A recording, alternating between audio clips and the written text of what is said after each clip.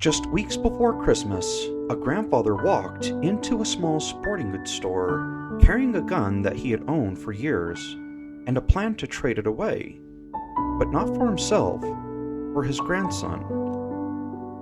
Have you ever wanted something so badly for someone that you love that you'd give up something that you could never get back? Well, that's exactly where this man found himself, and what happened next, neither of them saw coming.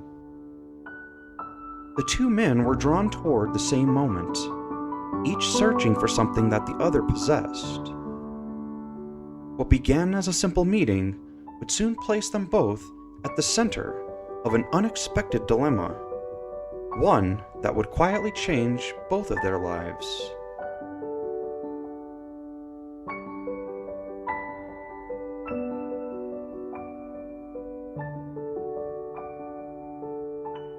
Now, some of you may know this man from the YouTube channel Zach Rushing.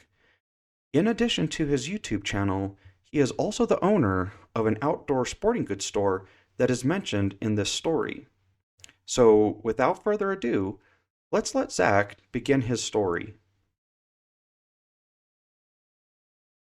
I had a man bring a gun into my store today, and I don't sell guns. So as soon as I saw it, I immediately got nervous until it come around the corner and I realized that like an 80-year-old 5'3" man was holding this gun. He walked right up to the counter where I was standing at, and he threw that gun up on the counter. He said, "Mr. Russian, I know you've been looking for one of these guns." As soon as he said it on the counter, I knew what kind of gun it was, because I guess he watches my videos, because I've mentioned it multiple times. The only gun that I'm missing out of my Browning A5 Belgian-made collection is the Sweet 16, and that is exactly what's currently sitting on my counter in my store. I told him, I said, "Buddy, I don't sell guns." He goes, "I understand that, Mr. Rushing, but I know you've been looking for this gun, and I'm hoping that you would make a deal with me. You see, Mr. Rushing, this was my daddy's gun. He gave it to me, and my grandson has gotten really into hunting, but he doesn't have the proper jackets and base layers and warm clothing and stuff in order to weather the storm out there. And I don't make a whole bunch of money no more. I make just enough for me and my wife to live on. And my grandson doesn't have a dad. His father's, the guy told me, he said his father's running around here somewhere, but as far as having a dad, he ain't no dad to that boy." I said, "Well, how can I help you, sir?" He said, "Well, Wow, so as you can see, we haven't even gotten that far into this video, and it's already pretty deep. So we'll continue to let him tell his story. hoping because you've been looking for this gun for years and I have one, that maybe we could work out some kind of a deal where I could give you my daddy's gun, and in return I could get some stuff from my grandson to go hunting with." He said, "Would you be open to that?" I said, Absolutely I am. I've been searching for this gun for 15 years. Absolutely I will." So I set the gun behind the counter and we went walking around the store, and I got his grandson early season camouflage, late season camouflage, boots, thermals, socks, grunt calls. I ran over to my case and I got one of my favorite Burris scopes out of it. I put it with the pile and everything, and as we were walking back up to the front of the store, I asked him, I said, "Sir, does your grandson need anything else?" And he was so thankful. He said, "No, Mr. Rushing, no. This is more than I ever could have imagined. Are you sure?" I said, "Yeah, man, look, this is for your grandson. This is fine."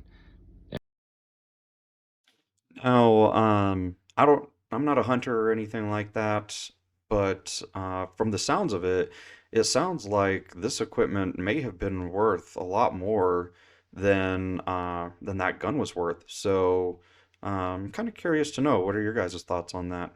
But we'll continue to let him tell a story. And we came back up to the counter, and like I said, I had already set the gun behind the counter in order to like walk around the store with him and whatnot. And he set all of his stuff up on the counter, and I started putting it in bags and stuff for him. And he pulled out a piece of paper out of his pocket, and it was a bill of sale that he already had drawn up. Like, it had his name, the serial number, the model of the gun, who he was selling it to. He'd already signed it. The only thing left to do was just for me to sign it. And so, I mean, I signed that paper so fast, it was ridiculous. And I left and I went and made a copy for him and me. I gave him one back and everything, and I handed him the bags and I said, "Thank you, sir." He goes, "No, buddy, thank you." And he made it about 2 steps toward the door and he stopped. And he turned around and looked at me. He said, "Mr. Rushing, would it be okay if I held my daddy's gun one more time?"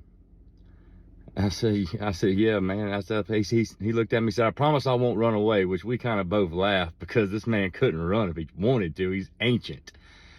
He set his bags back up on the counter and I handed him the gun across the counter, and he took it with 2 hands just like this right here, and he put his forehead on the forestock.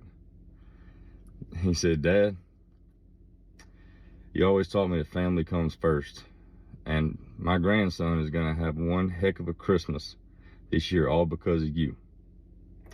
I love you, Dad, and I'll never forget the memories that we made with this gun. But this is the only way that I know to provide for my grandson." And he leaned up and he kissed the forestock and he handed it back over the counter to me. I set it down and he grabbed his bags and he stuck out his hand. I reached out there and I grabbed his hand and I said, "Thank you again." And he squeezed my hand tighter than I even knew that he could possibly do it. He said, "No, Mr. Rushing, thank you. You're gonna make a young man's Christmas the most special Christmas ever. He's gonna be the happiest boy on the whole planet." And that made me smile. So, wow, another powerful moment, from this story, and I just can't wait to hear the rest. So, we'll continue on.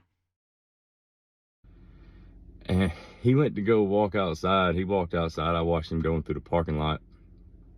And he got to his car. He opened up the back door of his car. He set the bags in the back seat and closed the door. And he went to go open up the driver's door to get into his car. And about the time that it got all the way open, I stopped the door. I wouldn't let it open all the way. And he stopped and he turned and he looked at me. And as soon as he looked at me, my left hand, I handed him that sweet 16. And he looked at me, he goes, "Mr. Rushing, you're not comfortable with the deal no more?" He said, "Hang on one second, I'll get all the stuff out of the car and I'll go put it back exactly where I found it." And I told him, I said, "No, man, I'm more comfortable now than I've ever been." I took at my right hand, I reached in my pocket and I grabbed that bill of sale and I ripped it up. And I told him, I said, "That's your gun, buddy." He said, "Mr. Rushing, no, sir. No, that's your gun. I don't have the money to pay for this stuff." I said, "I understand that, and that's okay. But that's your gun. That was your daddy's gun. You did an act that is so rare in this world that you're willing to give up your daddy's gun to make sure that your grandson has a good damn Christmas? Nah, buddy." And I told him, I said, "Look, I've been blessed in my life way more than what I deserve to be blessed. So I want you to take this gun and take it back to where it belongs, because although that's your gun right now, that's going to be your grandson's gun one day." He looked at me, he said, "What about all the stuff?" I said, "No, that's also that boy's Christmas presents." But that young man don't have any idea how lucky he is, because he has a grandfather who cares more about other people than he cares about himself. And that's like the most beautiful thing I've ever heard. And the old man's eyes, y'all, his old man's eyes is just like shocked. They're like that big around. He just stares at the ground. And he said, "I guess my daddy was right all them years ago." And I said, "Right about what, sir?" He looked up at me. He said, "One act of kindness will inspire another." One act of kindness will inspire another. And I believe that, when we do for others, it makes us feel good. And not only does it make us feel good, it also makes them feel good. And then it breaks that cycle, of, people, just wanting to do things for themselves. And it changes their perspective and makes them want to do something for somebody else as well. So breaking that cycle just by one act of kindness, inspires another, and I truly believe that. And I think that's pretty awesome that Zach did that for this guy. So let's continue. And my heart sank at that time, because that's the exact words.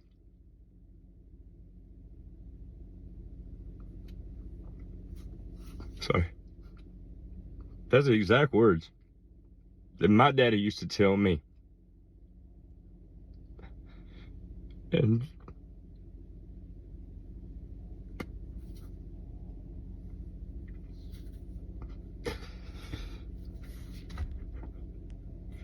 just for a minute, I felt him.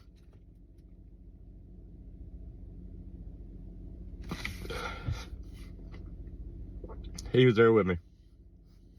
He was there with me in that moment. He's passed on now, but he still shows up from time to time. I looked at that old man, and he started tearing up, and I did too. I gave him a hug, and I told him, I said, "Merry Christmas, buddy. You deserve to have something nice done for you too." That is, I tell you this story not to gloat or tell you about something that I did nice for somebody. It wasn't that. It was kind of humbling, and I'm sorry I'm rambling, but it's kind of humbling that that man had it figured out. He was willing to give up his prized possession for his grandson, because he knew that that gun was no longer his prized possession.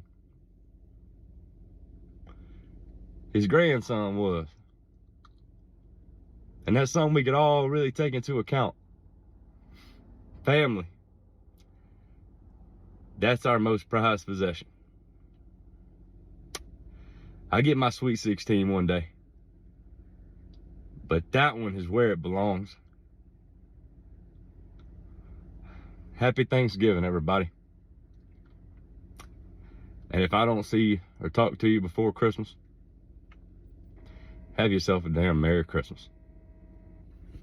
Shit. Wow, what an amazing story that he told there. And so I just want to apologize real quick about this being, a late video.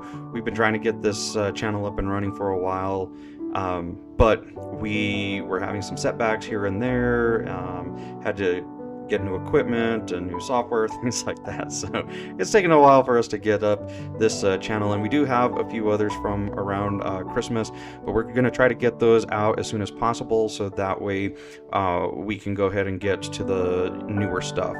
But yeah, what an amazing story. What a great act of kindness, on both men's parts, whether it be the old man or even Zach. They both had wonderful intentions, and I think that it's a great thing that they both did.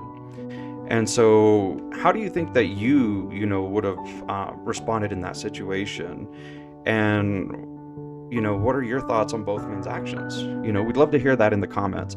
But we thank you for joining us on our first YouTube video. We look forward to bringing you more feel-good news stories like this, and we encourage you to go out and do something nice for somebody today, okay? But until next time, we will see you in our next video, and God bless you and your family.